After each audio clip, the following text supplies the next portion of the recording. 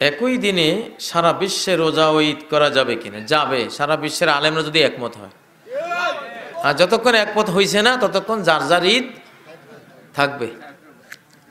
1 গ্রাম 2 গ্রাম মিলে ঈদ করেই ফেলাবেন সৌদি আরবের সাথে, এটা চলবে না, জায়েজ নাই, এটা হাদিসের খেলাফ।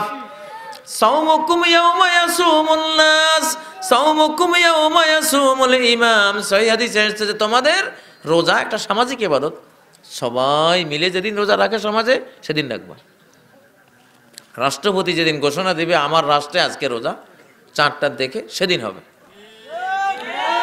একই করে 2 ভাই 1 ভাই রোজা রাখিয়া না খাওয়া অবস্থায় আরেক ভাই ঈদ পালন করতেছে, খাইতেছে তার সামনে।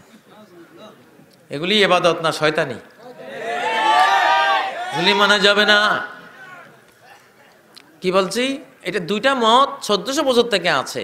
বিশ্বের কোনো এক জায়গায় চাঁদ দেখলে সারা বিশ্বে রোজা হতে পারে, ঈদও হতে পারে, কিন্তু এটা ঘোষণা আসতে হবে, সবাই মেনে নিতে হবে। সবাই মেনে নিলে এই সামাজিক ইবাদতটা অসামাজিক ইবাদতে পরিণত হবে না, সৌহার্দ্য সম্প্রীতি ভ্রাতৃত্ব নষ্ট হবে না।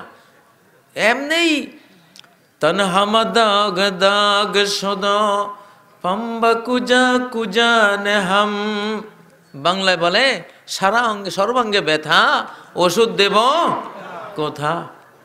এমনি সারা অঙ্গে মুসলিম জাতি আজকে জর্জরিত। আরো উল্টা আর একটা ভেজাল ঢুকেছে, সারা বিশ্বে একই দিনে ঈদ আর রোজা, ঠিক না? হ্যাঁ, এটা নিয়ে কোনো এই গ্রাম সেই গ্রাম এগুলি মাথামাতি করবা না।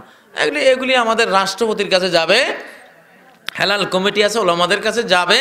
তারা যদি সব আলেমদের সাথে সলাহ পরামর্শ করি বলে হ্যাঁ আমরা করতে পারি, সবাই ঐক্যবদ্ধভাবে করব, ঠিক না? এটা হাদিসের কথা। সাওমুকুম ইয়াওমা ইয়াসুমুল ইমাম, রাষ্ট্রপতি যেদিন রোজা রাখবে সেদিন রাখবা। তুমি একলা চাঁদ দেখলেও ওটা ঘোষণা করতে পারবে না, অধিকার নেই। এটা সামাজিক ইবাদত। কি ইবাদত?